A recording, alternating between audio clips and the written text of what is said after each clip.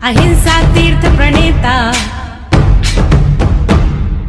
अहिंसा तीर्थ प्रणेता, जय जय हो भारत गौरव राष्ट्र संत प्रमुख सागर। स्वर्णिम स्वर्ण जयंती का अवसर ये महान है, मिलकर हम मनाएंगे गुरुवर देश की शान है प्रमुख सागर। जय हो गुरुवर प्रमुख सागर, जय हो गुरुवर।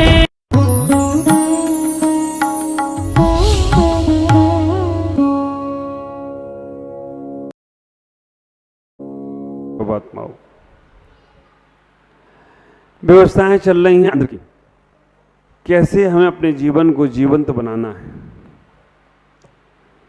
संसार में जन्म तो सब लेते हैं, लेकिन जन्म को सार्थक करने वाले कुछ बिरले ही लोग होते हैं। जन्म जन्म में फेर है, एक जन्म भव पार, राग देश में पड़ा रहे जन्म बीच मझधार। और आप विचार करना, ये जन्म को सार्थक करना है तो हमें कुछ नहीं बदलना है, केवल भाव बदलना है। भाव बदलते ही तुम्हारे भाव बदलना शुरू हो जाएंगे।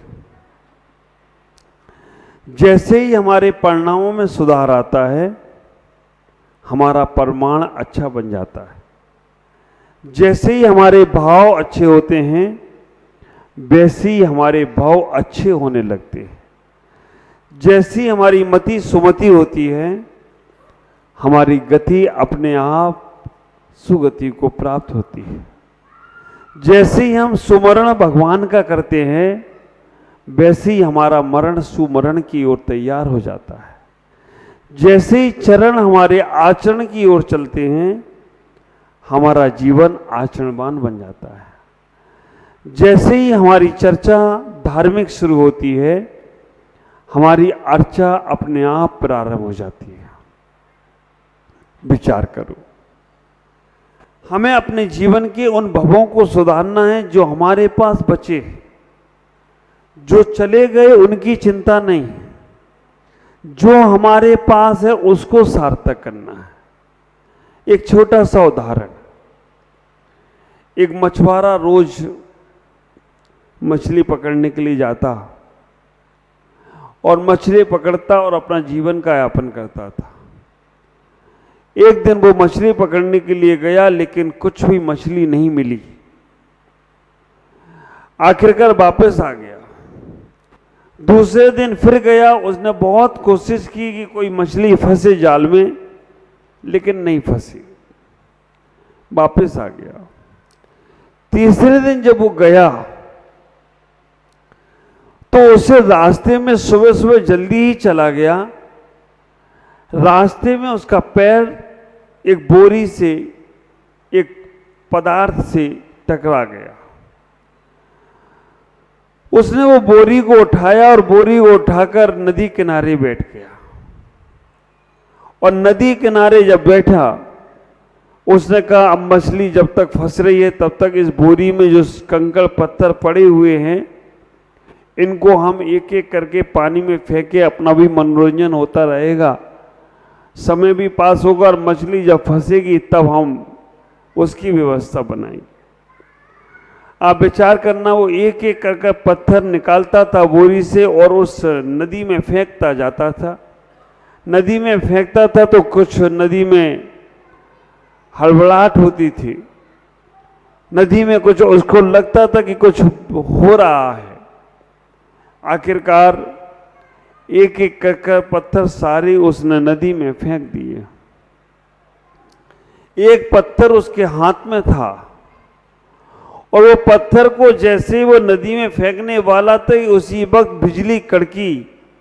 और बिजली जैसी कड़कती है, उसके हाथ का पत्थर चमचमाने लगता है। उसके हाथ का पत्थर बहुत तेज प्रकाश करता है। आखिरकार वो उसका पत्थर जो हाथ में था, वो नदी में फेंकने के पहले हाथ में ही रह जाता है। और जैसे ही वो नदी का फेंकने वाला पत्थर हाथ में रहता है, वो देखता है उस पत्थर को, उसे उस पत्थर का महत्व समझ में आता है। ये पत्थर नहीं, ये तो हीरा है, डायमंड है। और आखिरकार उस पत्थर को उसने समझ लिया और जौहरी को जाकर उस पत्थर की कीमत पूछी। पहले तो वो पत्थर को लेकर गया एक सब्जी बेचने वाले के पास। सब्जी बेचने वाले ने उस पत्थर की कीमत कोई ज्यादा नहीं लगाई। उसने कहा हम इस पत्थर को क्या करेंगे, इस पत्थर से तो हम सामान तौल सकते हैं। उस पत्थर को लेकर और दूसरे के पास गया, कपड़े बेचने वाले के पास, उसने भी ज्यादा कीमत नहीं लगाई। जौहरी के पास गया, जौहरी ने उसकी कीमत समझी और समझने के बाद जौहरी ने कहा कि इस पत्थर की हम बहुत कीमत दे सकता हूं। लेकिन उसके मन में आया कि जौहरी जब इतनी ज्यादा कीमत दे रहा है तो राजा के पास चलना चाहिए। राजा के पास गया, राजा ने कहा ये पत्थर तुम्हें मिला कहां से, ऐसा बहुमूल्य कीमती वाला पत्थर तो मेरे खजाने में एक भी नहीं। राजा ने उसका बहुत सम्मान किया और राजा ने उसे अपने यहां का मंत्री बना लिया, कोषाध्यक्ष बना दिया और पूरा का पूरा राज उस पत्थर के माध्यम से उसे सौंपने का प्रयास किया। विचार करना ये कथानक कितना सत्य है कितना झूठ है मुझे कुछ नहीं मालूम, लेकिन एक कथानक आप लोगों के जीवन पे घटित होता है वो ये पक्का मालूम है। एक कथानक कितना सत्य है मुझे मालूम नहीं, लेकिन एक कथानक आप लोगों के जीवन से संबंधित रख रहा है। कैसे जीवन से संबंधित रख रहा है, आप इस संसार में आए हैं संसार की व्यवस्थाओं को बनाने के हिसाब से। चलो संसार में जाएंगे, संसार में रहेंगे, व्यापार करेंगे, बिजनेस करेंगे, दुकान चलाएंगे, घर मकान बनाएंगे, परिवार बनाएंगे और सब कुछ संसार का कार्य करने का प्रयास करेंगे। क्योंकि जब तक तुम्हें अपने जीवन के लक्ष्य को नहीं मालूम है तब तक संसार में व्यर्थ समय ही जाने वाला है। जिस व्यक्ति को लक्ष्य नहीं मालूम कि मैं इस संसार में आया क्यों हूं, इस संसार में जन्म क्यों लिया है, तब तक वो भटक रहा है और भटकता ही रहेगा। खुद भी भटकेगा और दूसरों को भी भटकाएगा। बिना लक्ष्य का आदमी और बिना पतवार की नाव कभी मंजिल पर पहुंचती नहीं। वो भी ऐसे ही भटक रहा था। उसने सारे के सारे हीरे रत्न पानी में समुद्र में डाल दिए, लेकिन एक उसके पास बचा था, उसकी कीमत उसने जान ली। और आप भी विचार करके रखना, आपने इतना बड़ा संसार देखा है, एक एक करके आप अपने जीवन की श्वासों को उन संसार सागर में डालते जा रहे हो। आप अपने जीवन के उन बहुमूल्य क्षणों को उन भोगों में लगाए जा रहे हो। आप अपने जीवन के उन महत्वपूर्ण समय को आप अपने जीवन में उनको विषय कामनाओं में लगाते जा रहे हो। सोचते हो कि चलो इससे कुछ तो मिलेगा। अगर उससे कुछ मिलता होता तो हमारे तीर्थंकरों को, हमारे संतों को, हमारे भगवंतों को ये सब चीज छोड़ने की जरूरत नहीं पड़ती। आप विचार करके रखना, उन संसार की क्रियाओं में, संसार की चर्याओं में कुछ भी नहीं है, लेकिन हमें ये लगता है कि बहुत कुछ मिल रहा है। हमें ये लगता है कि इससे हमें बहुत कुछ मिलने वाला है। अगर इससे सब कुछ मिल जाता तो आप विचार करके रखना, फिर हमें और कहीं कहीं जाने की जरूरत ही नहीं पड़ती। उस मछुआरे की जो दशा है वो ही दशा हम सब लोगों की है। कोई बिल्ला व्यक्ति उस मछुआरे के समान रहकर भी उस पत्थर को समझ लेता है, और जो उस पत्थर को समझ लेता है वो अपने जीवन में अपने आप को समझकर परमात्मा तक मोड़ देता है। इतने सारे लोग यहां हैं। आप विचार करना, धुलियान में एक माता जी बनी है ना, हमारे कैलाश जी की मां। उसने उस रतन को समझा और आप विचार करके रखना, छुल्ल का बनकर ही नहीं, आर का बनकर। और पुण्य भी तो देखो कि समाधि मरण भी हुआ तो ऐ क्षेत्र में जाकर हुआ जहां लोग दर्शन के लिए तरसते हैं, उन्होंने वहां शरीर पूरा कर दिया। ऐसा वो रत्न यहां धुलियान से निकला जिसने अपने आप को समझने का प्रयास किया। और ऐसा नहीं है कि वो ही एक रत्न था, और भी यहां बहुत से होंगे लेकिन हिम्मत नहीं कर पा रहे। ऐसे भी यहां परिवार बहुत से होंगे, बहुत से लोग होंगे जो चाहते हैं कि मैं भी अपना कल्याण करूं, मैं भी इस मोक्ष मार्ग पर आगे बढ़ूं। मैंने संसार बहुत जी लिया, बहुत कर लिया, लेकिन हिम्मत करने वाला ही बढ़ पाता है। आप ख्याल करो, जिसने अपने जीवन में हिम्मत कर ली उसने अपने जीवन में सब कुछ पा लिया। कहां दीमापुर से हमारे हैप्पी भाई यहां बैठे हैं, सब कुछ है। गारमेंट्स का बड़ा काम है, और गारमेंट्स के काम का नाम भी मेम साहब गारमेंट्स। और लेकिन ऐसी उम्र में इनके मन में बैराग का भाव आ गया, नहीं महाराज मैंने संसार बहुत देख लिया। और ये और इनके ज्यादा इनकी पत्नी सपना बहन भी, वो भी कहती महाराज ये आगे बढ़ गए तो हम भी आगे बढ़ जाएंगे और उस मोक्ष मार्ग को समझने का प्रयास करेंगे। ख्याल करना, बहुत कम लोग होते हैं। ये इतनी बच्चा पार्टी बैठी यहां पर, ये छुट्टियां मनाने आए। लोग मामा के घर जाते, महाराज के घर आए। आप विचार करके रखना, ये सब छुट्टियां मनाने, जैसे स्कूल की परीक्षा 20 तारीख को खत्म हुई, अब जब तक स्कूल नहीं खुलेंगे तब तक महाराज के पास जाकर संस्कारों को लेंगे। और आप विचार करके रखना, अगर दिल से इन्होंने संस्कार ले लिए तो आज तो वहां बैठे हैं, कल इस लाइन में आ जाएं तो कोई आश्चर्य की बात नहीं है, क्योंकि संस्कार दिल से लेना।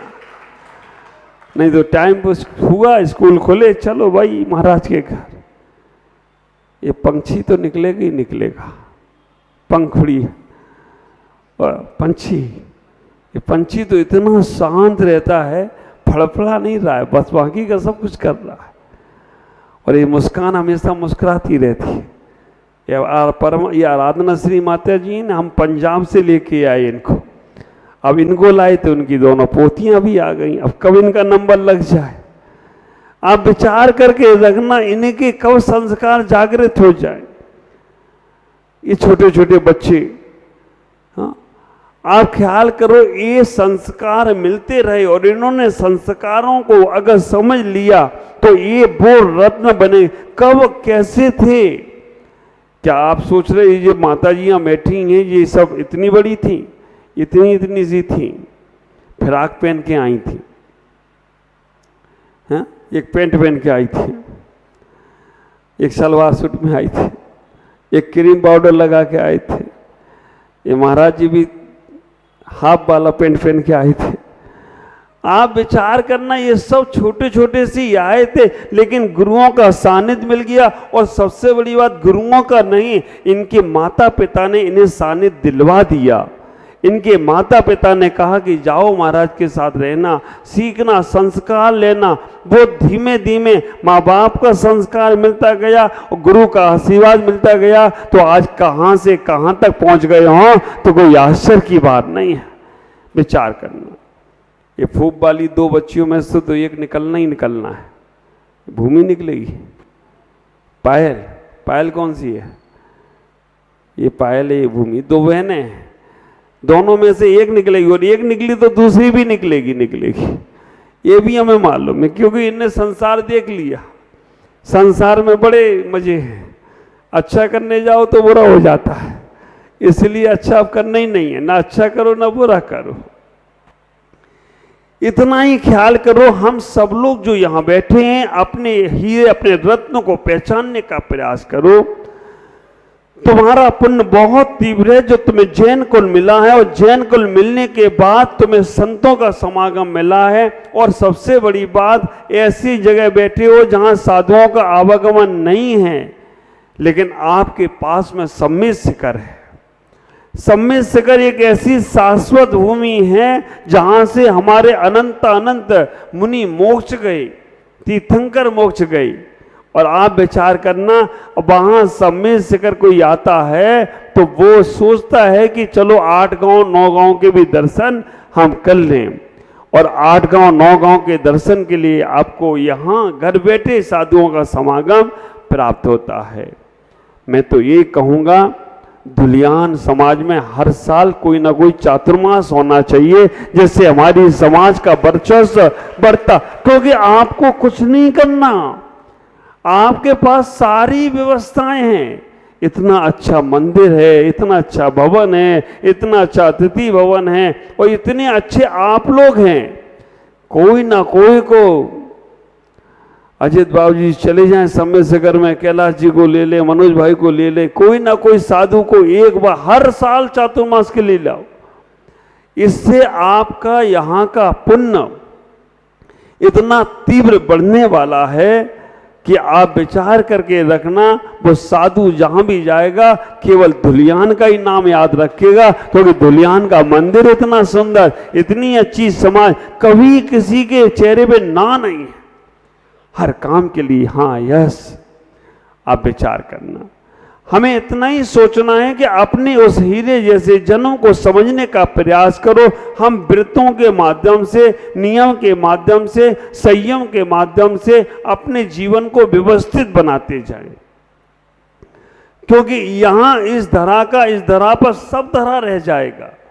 मुट्ठी बांधे आया है और खाली हाथ जाएगा। लेकिन मैं कहना चाहूंगा, खाली हाथ नहीं जाओगे आप।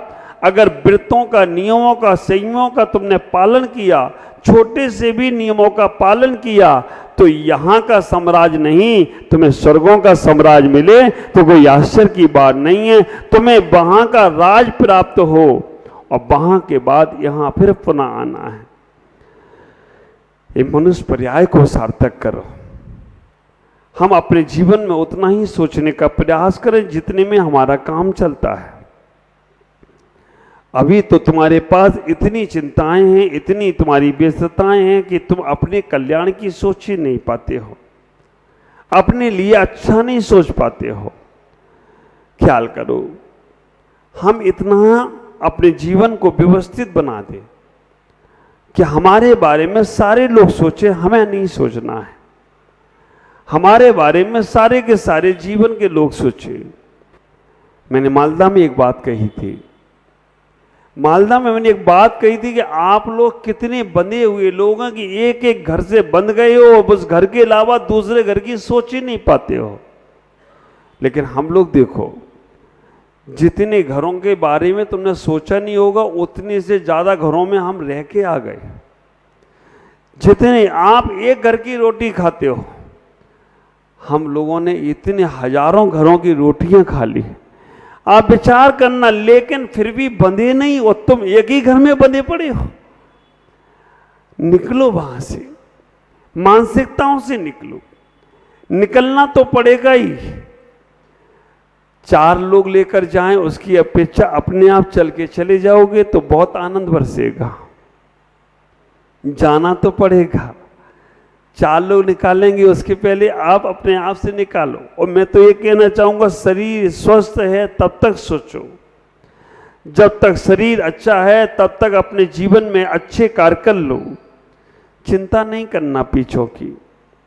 जिसने चोंच दी है वो चूना भी देगा, जिसने दांत दिए हैं वो दाना भी देगा। आप विचार करना, माँ के घर में जीव आता है तो वो अपनी व्यवस्था बना के आता है।